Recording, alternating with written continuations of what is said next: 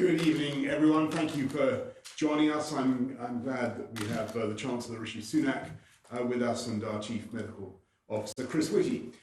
We're entering a new and crucial phase in a fight against coronavirus because the number of cases has gone up 4 times in 4 weeks, and it's once again spreading among the elderly and vulnerable. There are already more COVID patients in UK hospitals today than there were on the 23rd of March when the whole country went into lockdown, and deaths, alas, are also rising once again.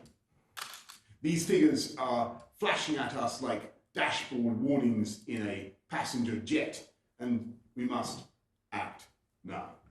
So we're giving local authorities across England around £1 billion so they can protect vital services as they fight the virus. Nightingale hospitals across the north of England are being prepared for service. And so we can squash this virus wherever it appears, we are today simplifying, standardising, and in some places toughening local rules in England by introducing 3 levels of COVID alert. Medium, with existing national measures such as the rule of 6 and the closure of hospitality at 10 p.m. High, with extra measures including a ban on indoor social mixing between households or support bubbles, and very high for places where without further action the NHS will swiftly be under intolerable pressure. Areas within the very high alert category will be reviewed every 4 weeks and nowhere will be shut down indefinitely. And the exact restrictions at this level, very high, will be worked out with local leaders along with tailored packages of support. But at a minimum, they will sadly include a ban on all social mixing between households in private places, including gardens, and pubs and bars must close unless they can operate solely as a restaurant serving alcohol only as part of a main meal. We will also ask people not to travel into and out of very high alert level areas.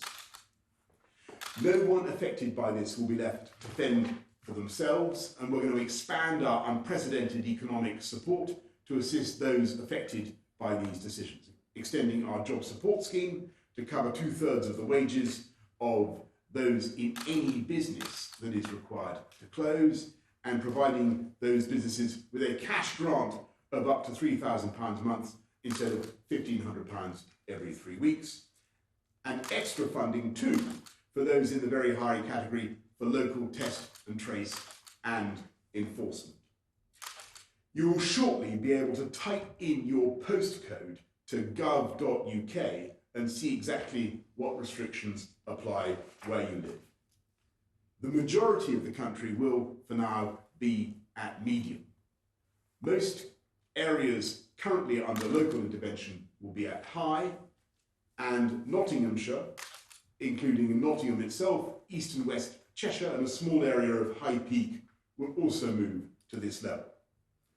Over the weekend, we've been working with local leaders in areas where the data are most worrying, and from Wednesday, local authorities in the Liverpool City region will move to the very high alert level. In addition to pubs and bars, we've agreed with Liverpool City Mayor Steve Rotherham that gyms, leisure centres, betting shops, adult gaming centres and casinos will close. We're still working with other local leaders to determine how best to tackle the resurgence of the virus in their areas, but tackle it we will. No one wants to impose these kinds of, least of all me, wants to impose these kinds of restrictions, erosions of our personal liberty. But I'm as convinced as I've ever been that the British people have the resolve to beat this virus and that together we will do just that. With that, I'm going to hand over to the Chancellor, who's some more details on how supporting these businesses, employees and areas affected by today's changes. Rishi, over to you. Thanks, PM. Good evening. The Prime Minister has set out the next stage in our health response to tackling coronavirus. And I know people are frustrated at the prospect of further restrictions, but I want to reassure you that we have a comprehensive plan to protect jobs and businesses in every region and nation of the United Kingdom. Our winter economy plan has three parts. First, the job support scheme will protect jobs, whether your business is open or closed. If your business can open safely, but with reduced or uncertain demand, the government will directly subsidise people's wages over the winter, giving businesses the option to bring people back to work on shorter hours rather than making them redundant. That's the right approach for businesses who can remain open. But businesses who are being asked to close will need further support. So on Friday, I announced that we're expanding the job support scheme. If the closures mean you are unable to work for 1 week or more, your employer will still be able to pay you 2/3 of your normal salary, and the UK government will cover the cost. This national programme will benefit people the same wherever they live and whatever job they do. The existing furlough scheme continues throughout October, with the new job support scheme available from November, so there is no gap in support.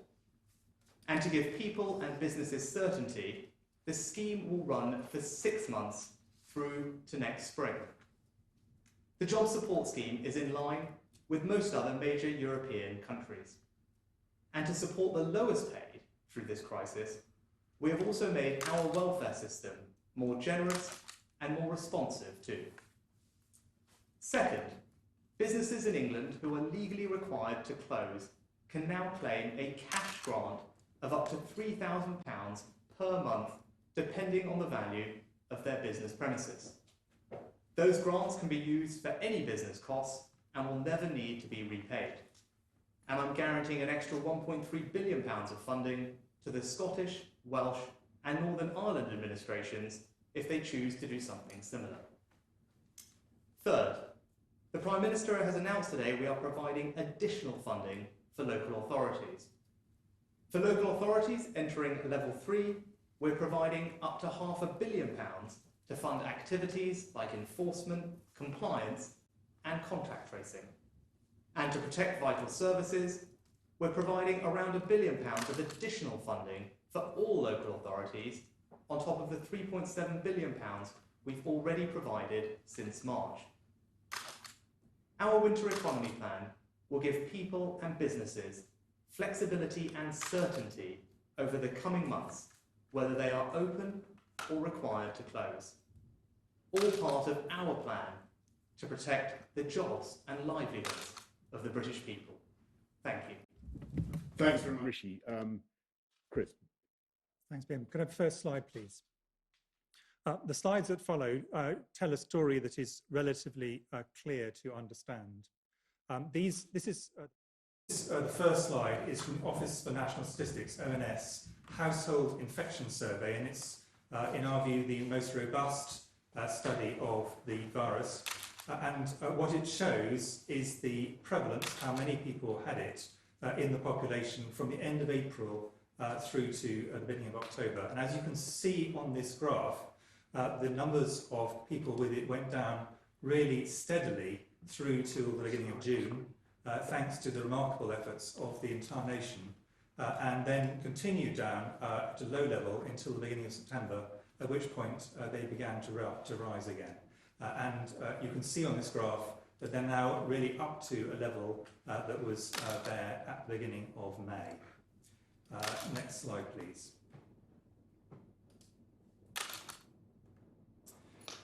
Can you go back one slide, please? If we look at the geographical spread of COVID in the UK, in England, at this point in time, on the left here, we have a map which shows the current prevalence, how many people have got it, and you can see the darker colours, which is where the most transmission is occurring, are very clear on the map on the left. And on the right, what we have is a map which shows the rate of change of this, and the darker colours show the more rapid change. And you can see on this map that this is now extending considerably beyond just the areas in the northwest North East and parts of the Midlands. So there is already clear evidence of spread around the country, but at this point in time, heavily centred on the areas of intervention. Next slide, please. One slide back, please. The geographical spread in people over the age of 60 is, however, really important. And this is what this map shows. It's the same as the last one, except as you can see, the area is much more concentrated because you start off with transmission in younger people and then it moves up the age bands.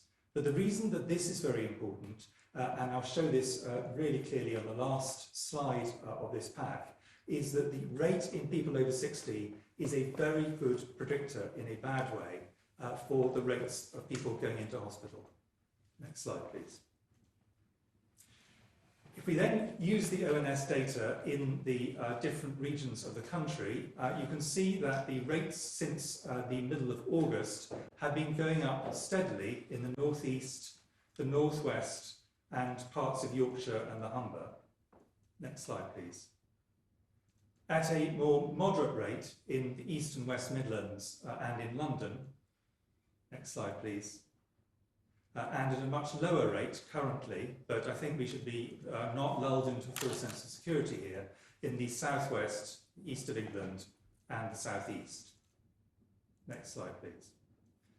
And I think something which has got a lot of traction over the last few days in the press is the fact that there are very variable rates by different age groups. And in blue, light blue, we have those 10 to 19, and in reality this is mainly people over the age of 16, and in green those 20 to 29. And what we have in these areas is the first rapid rise is in younger people, but then you start to see rises across the entire age group, and illustrated this in the North East, North West and Yorkshire and Humber, but the same pattern is being seen at a much lower rate elsewhere in the country. Next slide, please. Now, I think there was a hope that this would not translate into hospital admissions, but the hospital admissions occur at the high end of the age range. And what we have here is everybody admitted to hospital with COVID since the middle of July. And again, initially, a steady fall due to the work that everyone had put in. But on the right, a rise which is on every age band, but in particular in those aged over 65. Over 75, and in particular those over 85. And what this is translating into is an increase in hospitalisation, in particular in those areas where there is a high transmission. So this is not just rates going up, this is rates going into hospital are going up. Next slide, please. So the final slide is just to show that, regrettably, when you start to see a rise in the rates going into hospital in people over the age of 60, that is mirrored almost exactly, with some delay, with rates going into hospital, and those curves follow one another inexorably. So watching those rates of people over 60 rising in the community will translate into cases in hospital. My final point is a more optimistic one. If we had not been doing all the things that everybody is currently doing, if there had not been in every business a real attempt to try and be COVID secure and to limit the amounts of transmission, if people were not seeing fewer numbers of people, which is clearly happening across society, the rates that we're seeing in these graphs would be substantially higher, in my view, and certainly, I think in general, most people's view, significantly higher across the whole country. So what people are doing now are significantly reducing the rates compared to where they would have been. But what we can see is that we need to go further, or these rates will continue inexorably to rise. Thank you very much. Thanks very much, Chris. Very, very clear indeed. And let's go first of all to questions from the public. Helen from Derby is on the video. Following your announcement that businesses who need to close during localised lockdowns will receive targeted furlough support for their employees, what support is there for industries like the event sector who, due to government restrictions, have been shut down since March? Well, I should say that all businesses that have been forced to close get the job support system that Rishi has announced. But Rishi, why don't you say a bit more about what businesses like the event sector? I mean, you're right, Helen, it's a massive business. I think it's worth about 90 billion to our country, but there's plenty that we're doing to support it. Yeah, thanks, PM, and thanks, Helen. You're absolutely right. We've put support in place since March for across hospitality, leisure, and retail through our business rates reduction program. So people with physical properties are not paying any business rates. Many businesses would have received cash grants of £10,000 or £25,000 at that time. But you're right, there are some sectors which are now not able to trade in the way that they normally would. And for those, what we've put in place is the job support scheme, which allows companies who are open but not trading to benefit from wage support from the government. So they can bring employees back, but not at the same level that they previously had, because the demand is not quite there, the activity is not quite there, and that wage subsidy will help. And that's something we announced a few weeks ago. I think more broadly, there are specific businesses that are being told to close by government, not just now going forward in this localized way, that have been told to close for a while. And now, if you're in that category, nightclubs being another one, for example, you will be able to benefit from the expansion of the JSS. If you've been told to close in the past and that continues, you will also be eligible for that extra support and those extra business grants. But I'm very sympathetic to your situation and those of other businesses like yours, and we're all keen to try and find a way where we can to get our economy going and get your businesses back to life as well. That's the best way in the long term to try and protect the jobs that your sector has. Brilliant, thanks. Brilliant, thanks, Rishi. Let's go to Charlotte from Chesterfield. Charlotte asks, after months apart from our extended families, many people are clinging to hope of having some kind of family Christmas, though understandably not a normal one. What kind of restrictions do you expect over the festive period, Charlotte asks. Well, all I can say, Charlotte, and to millions who are wondering the same question, is that we'll do our absolute best to try to make sure that we get life back to as close to normal as possible for Christmas. But that is going to depend, I'm afraid, on our success in getting this virus down and our ability as a country to follow through on the package of measures. And I've said it before, and I've said it again, but it will mean that in those local areas that we've talked about, we're not only going to have to intensify the measures, but we're going to have to enforce generally the social distancing, the rules, the guidance, hands, face, space, get a test if you have symptoms, self-isolate if you're contacted by NHS test and trace. All that basic stuff is essential if we're going to come out of this and allow people to have anything like a normal Christmas. But Chris, is there anything you want to add on that? Thanks very much, Charlotte. Let's go to the media, and first to Laura from the BBC. Thank you very much, Prime Minister. A question for each of you tonight. Prime Minister, you've said many times you want to avoid another national lockdown, but it seems every week you introduce extra rules and cases still rise. Are you just delaying the inevitable? And Chancellor, you encouraged people to go out and spend money when cases were much higher still in the north of England than in the south. How do you now expect workers in pubs and bars in the north of England that have to close to live on 2/3 of their wages when they can't pay 2/3 of their bills?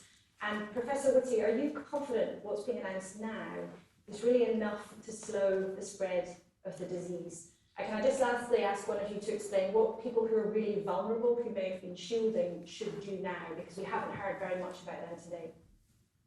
Okay, well, first of all, Laura, I really hope that we won't have to go back into anything like a national lockdown of the kind that we did in March and April. And I really hope that with the package of measures that we've got, if properly implemented and enforced, we can get the R down. And I'll just go back to what Chris was saying. These measures do work. I mean, don't forget, the R was coming down in this country before we went into full lockdown in March, because people had already started to follow guidance about restricting contact and restricting transmission in the way that they needed to do. Lockdown was also essential to drive that home, but this package depends on public support. I think what's encouraging today is we've got people like Steve Rotherham in the Liverpool City region stepping up with strong local leadership. I think if we can get that over the next few days across the country in the areas where we've got high incidence, that will make a huge difference. But be no doubt, this is a balanced package. We could go for a national lockdown again. I think many people would think that was extreme, and it would do a great deal of extra harm to our economy, to our ability to. We'd have to get kids out of school. It would do a lot of immediate harm. We don't want to go down that extreme route right now. Similarly, there are the people on the other side of the argument who say, well, let's just learn to live with this. Let's stop trying to fight this virus. Let's stop trying any kind of measures at all to contain it. I can't support that approach, I'm afraid, Laura, because all the maths is brutal. It would lead to too many fatalities. So we have to do a balanced approach. The moderate approach that we're taking, and relying on the public, on the cooperation of local government and government at all levels to make it work. Yes. Laura, you're absolutely right. This is very difficult for people who aren't able to be at work, and that's why throughout this, I think all of us have had that in our heads, and we've tried to protect as many people's jobs and incomes as possible, and that remains at the forefront of our mind as we go through this difficult winter period. With regard to the exact level of support, I'd make 2 points, if I may. The first is that at 2/3, we're very much in line with large other European economies who provide similar wage support schemes. France, for example, is 60% or 70% depending on the sector. Germany's scheme starts at 60% and goes up from there.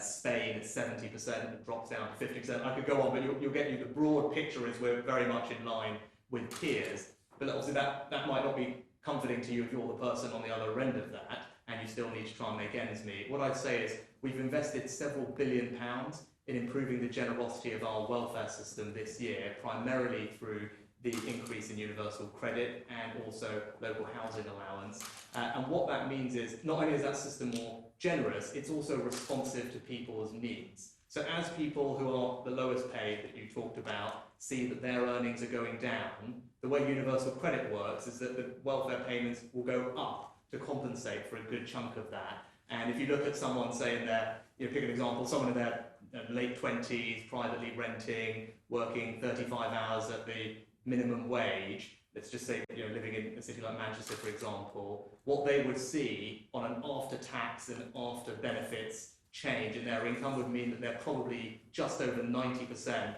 of their previous income once all those changes had worked through. So our system is designed particularly to help those who are lowest paid, to help them get through what we hope is a temporary but no doubt difficult period. On the 2 you asked me, I am very confident that the measures that are currently in place are helping to slow the virus, and these measures will help to slow it further. I am not confident, and nor is anybody confident, that the Tier 3 proposals for the highest rates, if we did the absolute base case and nothing more, would be enough to get on top of it. And that is why there's a lot of flexibility in the Tier 3 level for local authorities, guided by the Directors of Public Health, who are absolutely superb around the country, to actually go up that range so that they can do significantly more than the absolute base, because the base will not be sufficient. I think that's very clearly the professional view, but there are quite a lot more additional things that could be done within that with local guidance. And the central thing about this is these only work if people buy into them. I don't just mean political leaders, although it's absolutely essential that they do and that there is as much consensus as possible, but also everybody's got to buy into them, because that's how it works. It's everybody doing their bit within this, and therefore that is important, that we have local as well as national agreement. This is what we need to do. In terms of your fourth question on shielding, Jenny Harries is going to give a much longer, I think, discussion on this tomorrow.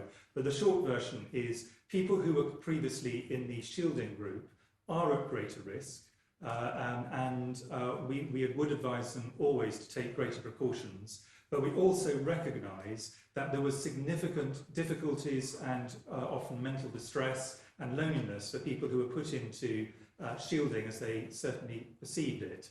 And I think we're trying to deal with that in the way that we approach shielding over the next phase. But it is something where we do want people to take extra precautions where they can. Thanks very much, Laura. Let's go to Robert Peston at ITV. Prime Minister, are you saying that if it were not for the opposition of some mayors and local government leaders, other areas, especially in the north, would already be in the very high category? And Professor Whitty, the Prime Minister, said today that there are now more people in hospital than when the country was locked down on March the 23rd. People are scared and confused. We know that lockdown suppressed the virus. How can we be confident that these much lesser measures will do the same job of protecting us? Well, first, Robert, it's absolutely correct to say that we're working with local authorities across the country, but particularly with those badly affected regions that everybody knows about in the northwest, in the northeast, Yorkshire, Humber, and so on, trying to work with them to support a collective package of measures. I was very pleased that Steve Rotherham of the Liverpool City region, came forward with a package. We're helping him, and the offer is that to all local leaders who are facing problems, big increases in infection rates, will help to support more local tests and trace, more local enforcement, and so on. Well, we stand ready to work with local government at all levels, but clearly we also have, as a national government, we have to think about our primary duty, which is to save life and to protect the NHS, and we will also do whatever we think is necessary over the next few days and weeks. My experience as a doctor has been absolutely that people in Britain actually do not tend to get scared. What they want is people to give them very straight news and know the worst, and then discuss what we should do, and then get on and work out a plan for how to do it. Now, in terms of lockdown, as people put it, I mean, lockdown now means a whole bunch of different things in different areas, and we're not talking about the kinds of lockdown there were at the end of March and the beginning of April. But it is the case we are going to have to do more. That's the whole point of what the Prime Minister has just announced, and probably in some areas significantly more. And the balancing act here, and in a sense that's reflected by the fact the Chancellor and I are standing here, is doing things which do the things which pull down the virus to the point where the R goes below 1, but with a minimal impact on the economy that you can get away with that. But none of us have any illusions about this, and I would like to be really clear about this, because I think we should not have any illusions. The idea we can do this without causing harm is an illusion. And every country in the world is struggling with this, and I'm confident we will get through it, but it is a balancing act between two harms: a harm for society and the economy on the one hand, and a harm for health on the other hand. And if we damage the economy, we damage long-term health, and if we damage health, we damage the economy and the confidence in the economy. So getting these right is critical. We're all trying to find the balance, the middle way, really narrow path between these two harms on either side, accepting whatever we do is not going to be easy. Thanks very much, Robert. Beth Rigby of Sky News. Thank you, Prime Minister. You just said the latest data is flashing at us like dashboard warnings in a passenger jet, and we must act now. And yet the only part of the country today put under these much stricter rules is the Liverpool City region. Why is your rhetoric on this outstripping the reality of the measures you're actually introducing? And is it because you're struggling to take regional leaders with you? And Chris Whitty, some areas like Bradford, where I am now, have been living under restrictions throughout the summer and into the autumn. An analysis from the Labour Party last week showed 19 out of 20 of those areas put into local lockdowns have still not come out of them. What is going on? Were they the wrong restrictions, or are people not following the rules? Well, first of all, Beth, I mean, just to repeat what I said to Robert, we want to take local authorities with us. That obviously a local approach can be immensely valuable in enforcement. There's the local knowledge of the area, the places, where the virus may be transmitted, the local activity in closing down people who are transparently breaking the rules, local enforcement, local test trace. These can be fantastically powerful, and we want to work with local authorities to deliver this, and that's why we're offering the deals and the solutions that we are. But just to repeat the point I made just now, if we can't get agreement, then clearly it is the duty of national government to take the necessary action to protect the public and to protect public health, and we will. And on Bradford specifically, I mean, Bradford actually has shown superb leadership. The local authority has, the Directors of Public Health have, the local NHS have, in the way that they have tackled this. If they had not done so and consistently working with the communities of Bradford, we would be in a substantially worse place than we are at the moment. In terms of wrong, what Bradford is trying to do, as every town and city and area of the country is trying to do, is to find this balance between keeping the rates down without doing unnecessary harm to society, to the economy, and to all the other things that in the long run have major implications. And I think they've done a large number of very imaginative things. Yeah. I see no evidence that this is because the people of Bradford are flouting the rules. I think inevitably very occasionally people will, but the evidence over the country as a whole is the great majority of people intend to follow the rules and do follow the rules, because the great majority of people want this to protect their neighbours, to protect their family, and to improve the situation over once we get through the winter, which is going to be difficult, and everybody knows that. Thanks very, very much, Beth. Let's go to Gordon Rayner of the Telegraph. Thank you, Prime Minister. You pointed out earlier today that there still isn't a vaccine for SARS. If there isn't a COVID vaccine this winter, will your default position be to ask people to adhere to the current restrictions for the coming year or so? And just also, Andy Street, the West Midlands Mayor, has pointed out that his area is in Tier 2, even though it only has a quarter the level of infection that Manchester does, which is in the same tier. Do you acknowledge that there are huge inconsistencies in the decisions over which area goes into which tier? Well, Gordon, first of all, on the sort of variations in the tiers and people's feelings there are anomalies, that's inevitably going to happen in a complex campaign against a pandemic like this. I don't want to put the West Midlands anywhere into the measures that we have to do, but as you've heard from Chris, we have to, and you've heard from me, we have to get that virus down. It is necessary. I mean, I'm afraid it is going up in the West Midlands, and as indeed it is across the whole country. There's no area where it isn't going up anymore, alas, and that's why we've got to take especially dynamic measures in those areas that are particularly badly affected. And on your bigger point about what happens if there's no vaccine, well, that doesn't mean that there's not going to be the kind of scientific and technological progress that will start to make a real difference. Already, you're seeing how drugs are changing for the better. The mortality rates in ICU, drugs, the treatments and understanding of the disease is helping to reduce the number of people who go from a hospital admission into ICU. We're making progress in fighting this disease, and we will continue to make progress. And I have high hopes, as I've said before, that we will get much further on types of mass testing. But for now, I'll hand over to Chris to give a longer term prognosis. But for now, this is the best utensil that we have to fight the virus collectively together, strong local and national measures combined. I mean, I'm just going to reiterate really even more strongly what the Prime Minister has said.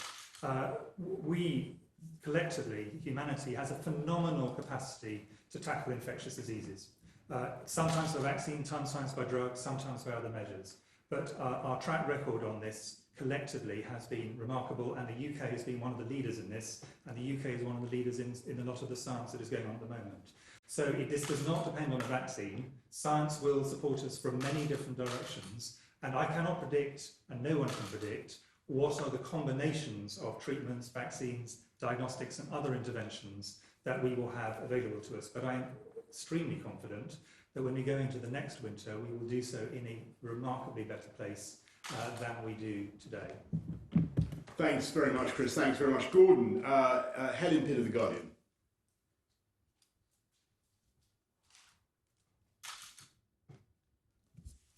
A question for the Prime Minister. The Deputy Chief Medical Officer, Jonathan Van Tam, said earlier the epidemic this time is hitting its peak in the north of England earlier than it did in the first wave, and that almost certainly relates to the fact that disease levels in the north, certainly in the northwest, never dropped as far in the summer as they did in the south. Do you accept then that lockdown wasn't too early for the north of England, and was a decision taken from London to suit London and the south? And a question for Chris Whitty. What evidence is there that hospitality is the key setting of infections? Well, no, Helen, I don't accept that at all. And I think the difference between this bout of the pandemic and the first one is how much more localised it is. And we took measures on a national basis then at every stage and on the basis of the scientific advice. That's what we did. On the evidence on hospitality, so I think Jonathan Van Tam, to go back to your first bit of your question, put it extremely well today. What we have is a group of things all of which contribute to people mixing, and the ones that are the most likely to lead to transmission events are indoors, with households that are not your household, in relatively crowded environments in certain places without masks and so on. This is true for hospitality, it's true for other sectors as well, but it is one of the areas where around the world there is a view that this is one of the contributors, not the only one of the contributors to this. And that is the reason why the hospitality sector has been involved in restrictions, in some cases very significant restrictions, in multiple countries across Europe and the rest of the world. This is a professional judgment. We will not have randomised control evidence, grade A evidence of that sort for some time for any intervention. Currently we have basically two poles that we are confident of. A full lockdown works, and letting it go will lead to very substantial numbers. Between those, what we're trying to do, and every country is trying to do, is find for any particular society, and for our society here, the right balance between the various things, all of which cause harm, all of which we would not want to do, but which can collectively, if you do them all together, pull the numbers down. And if you look at what the UK has decided to do, for good reasons, in terms of protecting education in particular, but other things as well, then you have to look at all the things that remain. So that is the situation we have with hospitality. And don't forget, Helen, we're not an outlier in this, in the sense that I think they've closed the bars in Paris, and in Berlin they've got the first curfew since 1949. So there's across Europe and elsewhere you can see people tackling this in very similar ways. Let's go lastly to Liam Thorpe of the Liverpool Echo. Good evening. Initially to Amber, back in the spring, you deemed it appropriate to pay 80% of the wages of no longer work because of the lockdown. Are you now saying that the jobs, the lives, the prospects of the hundreds of thousands of people in the Liverpool City region, many of whom will now earn less than the minimum wage and be unable to pay their bills, some of them may even be forced into destitution, are they valued less now? And to the Prime Minister, you've tried to strike a sort of chord of agreement and cooperation with the leaders of the Liverpool City region. We're getting a very different idea locally. The first that anybody here, including the leaders, even heard about your plans to shut clubs, etc., was in the pages of the national newspapers. And today, at the very last minute, Matt Hancock called a meeting with the region's MPs with 10 minutes of warning, meaning that several of them missed the briefing, some of them trying to connect on a train. They described it as just a total lack of respect for a region where you potentially won't win any votes. Is it that, or is it just the chaos of trying to organise a lockdown? Well, Liam, I think it's wrong to say that any particular area has been treated any differently to any other. We value all jobs and all people's livelihoods equally. The schemes that we've put in place are national. So wherever you happen to be, wherever you live, whatever job you have, that not just regions in England, but wherever you are in the United Kingdom, you'll be treated the same. And this is a national scheme. So if your business happens to be told to close and you work for that business, wherever it is, you will be treated the same. There's no difference in Liverpool or elsewhere as we go through the winter. I think that's the first thing to say. I think secondly, in terms of the level of support, obviously you heard my answer previously about our levels of support being in line with most other major countries, and indeed for those on the lowest page, you talked about those on the minimum wage. I think precisely those people who benefit the most from the responsiveness of our universal credit system, and the example I gave you would show that actually someone in that situation will end up on over 90% of their post-tax, post-benefits income after this situation. So I think actually that shows that the system is working. More broadly, we are in a different phase of this now. What in March we thought the original furlough scheme was meant to last for 3 months, and obviously it ended up going on for 8 months. Now we're putting in place support that we believe is both sustainable and affordable for the long term. This scheme, the job support scheme, will start on the 1st of November and it will run all the way through to the spring. We wanted to provide businesses and individuals with that degree of certainty and flexibility to manage through the period, and that's a level of support which I think in absolute terms will protect a lot of people's incomes and livelihoods, but is also sustainable over the medium term. Yeah, thanks. And Liam, just on your point about cooperation with Liverpool City Region, actually I talked to Steve Rotherham yesterday about what we were doing, and he was at the Cobra meeting today to greenlight the proposals. And my team's been talking to local government across the country for days and days and days, and we will continue to do so, because I do think that the package of measures, if we implement them all, as Chris has said, very effectively, if we implement Tier 3 properly in the way that it needs to be done, I do believe that we can drive VR down in the way that we need to do. But it will take a combination of local and national government working together to get this done, and of course it will also take all of us to play our part and do our bit and follow the guidance. Thanks very much, Liam. Thanks you all very much, and see you next time.